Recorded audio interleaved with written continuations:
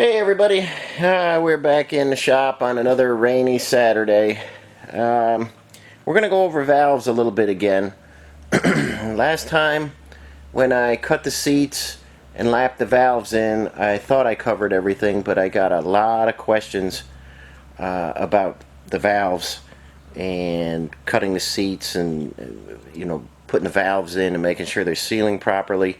We're going to go over a few things again today, I guess, that I missed. And hopefully just answer everybody's questions, in bulk form here. I'm going to show you a few things. I got a lot of questions about after you lap them in, how wide the band should be.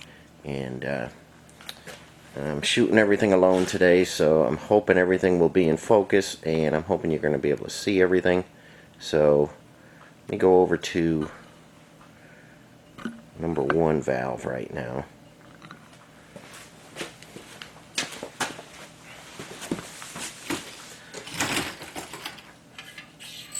Okay, there's our number 1 valve.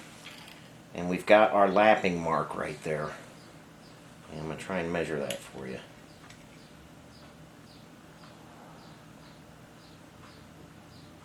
I don't know if you can see that, but it's about 82.5 thousandths.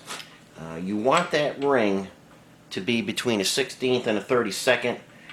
Basically, anywhere from 60 thousandths to 90 thousandths wide, you want that band. I like to keep it centered.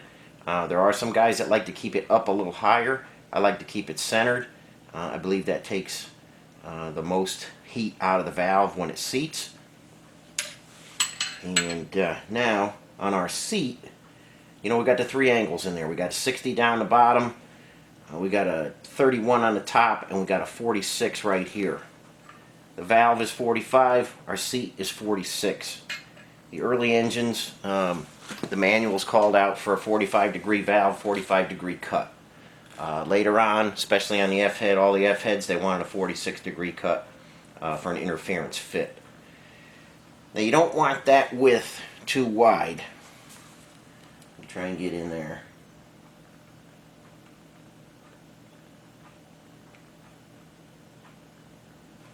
Okay, I got that cut at about 65 thousandths. If you start creeping up around 100 thousandths, what's going to happen is carbon is going to creep up there. You're going to soot up your valve. It's not going to seal right. If it's too narrow, when the valve seats, when that goes in there for that split second, and it's got to give up its heat, it won't give up enough heat, and you'll start burning your valves. So the dimensions are very critical on your seat and your lapping ring. So keep that in mind. And the next thing is, you remember last time we had that concentricity gauge, and we made sure we had a perfect circle there. It was nice and concentric. We lapped our valve in, and basically you can get fooled if you get a nice lapping ring around there, and sometimes a valve will look good, it'll fit good, but it won't seal. So what I like to do,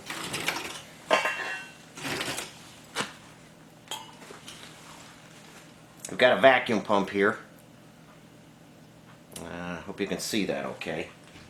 And I just have, I teed into it and put a vacuum gauge on it. And I have this little piece of polyurethane right here. I hope you can see that. It's got a hole in it. A little piece of poly to help seal good. I'm just going to put that over the exhaust port, and we'll try and draw a vacuum on it. If we draw a good vacuum, we know it's sealing, and if we don't, we know we got a leak somewhere. So this is just a quick way to know for sure that your valves are sealing. I've gotten engines from rebuilders before and did this test, and had massive air leaks. Now these valves, no spring on it. This is just a valve sitting on the seat. I'm going to give you a little tip here. When you got your valve lapped in and you've got your seat cut, and the valve falls under its own weight, you see it jump like that? Watch it jump again. You see that? It's just falling under its own weight, and it's popping up a little bit. When you get to that point, you know you're going to have a pretty good seal, but I'm going to show you for sure how we know. I'm going to turn the vacuum pump on. You see when I plug it, we're going to get good vacuum. Okay, so now we're going to see how our seat's doing. Okay, now that seat is just on its own weight. There's no spring on it. It's pulling good vacuum. Okay, now we know that's sealing good. There we go. There we go again. We know that valve is sealing very good.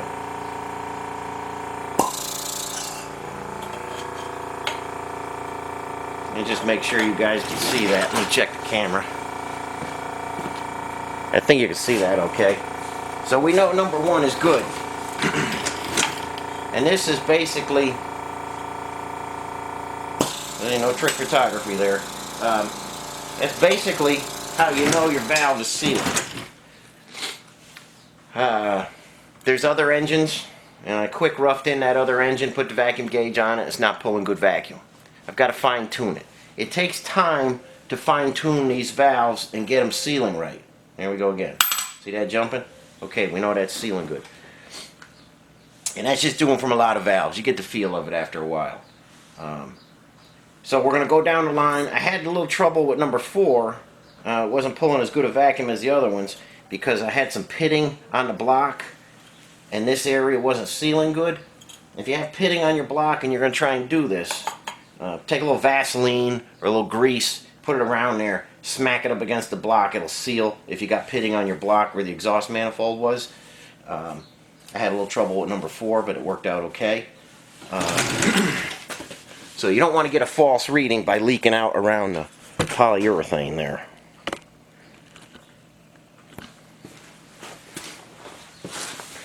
So if you spend some time with your valves, this is like 3 horsepower. If you don't have them right, let's see how number 2 is. Look at number 2, pull a good vacuum. See that? Okay, I spent some time with these valves. We have 0 leakage. There's no spring on it, no anything. Let's see how number 3 is doing. Okay, number 3 is pulling a good vacuum. Alright, spend some time with your valves. This is absolute 3 horsepower. You know, people sometimes will get in a vehicle of mine and stuff and they'll drive it and they'll be like, wow, what'd you do to this engine? If you put an engine back to factory specs and you're very conscious of what you're doing and you got your valve seats cut right, your valves are lapped in good, you've got all your tolerances right, it'll act like it's got 30 more horsepower or something. You'll feel the difference right in the seat. So many engines come from rebuilders, and I've seen them and I've driven them, and they just don't pay attention to anything. They'll take the valves and they'll quick make a 45 degree pass in there. They won't know if it's concentric. They'll slap the valve in there, they'll put a spring on it, and they'll call it good. You don't want to leak on any of your valves, intake or exhaust. You're just wasting power, and just take a little bit of time with your valves and everything will come out good. Again, we'll measure another one of these guys. Anywhere between 60 and 90. And that one lapped in about 84. So, be conscious of where your valve is sitting. Be conscious of the width of your lapping ring, and just take your time. Cut them carefully, whether you do it with a seat cutter like from New Way like I use, or you do it with a grinding wheel on a valve grinder. Take your time, fit the valve perfectly. If you have a vacuum gauge, or they're not terribly expensive, get a vacuum gauge, hook it up, and make sure just under the weight of its own of the valve, just under its own weight, that it's sealing perfectly. You don't want to rely on a spring or anything like that. You want to have that thing sealing perfectly right before you put anything together. You can spend an hour a valve if you want to get it perfect. It's good time spent, and it will pay dividends when you are going down the road and you feel the power, and you're not leaking away any power that you could be having. You only got about 72, 75 horsepower in these F-heads, and you want every bit of it. This is a good way to ensure you're going to get every bit of power. This engine is ready to be honed now. This one is getting 20 over pistons. And this is the engine that is going in the snowblower Jeep CJ5 to power the snowblower unit.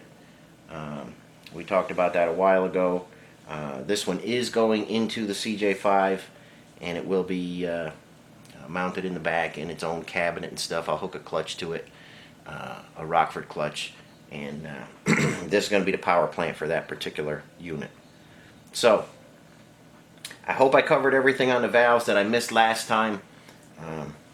Be conscious of your seat width, be conscious of your valve lapping ring width, be conscious of all your dimensions. Make sure your valve fits good, make sure you have good stem to guide clearance, the proper clearance there. You're not going to have anything if you don't replace the guides and ream those to the proper size.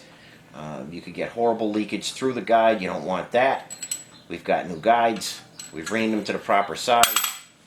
We've got new valves. They're lapped in. They are vacuum checked. And we're 100% on the valves on this particular block. I'm going to tickle the valves on that other F-head I'm doing, get those right. We'll get this block honed. And I know I said we were going to start assembling, but I wanted to go over the valves first. And we'll start assembling this block next, or actually both of the F-heads are going to go together at once. All these components are going to have to go out on this engine and be balanced because I'm hooking that Rockford clutch to it, and I've got some stuff going on the flywheel that I'll show you when I do it, but all the stuff's going out on this one being balanced. The other one, we've got all our stock components. Not too worried about balancing it. So we'll get that one assembled, and we'll build a test stand. We'll put it on the stand, we'll break it in, and I'll show you the whole process along the way. But if you have any other questions on cutting the valves or seating the valves or doing anything like that, just let me know. Hopefully I covered everything. And just a short one to show you guys that were wondering. Hope you enjoyed the video, and I will catch you on the next one. Thanks for watching.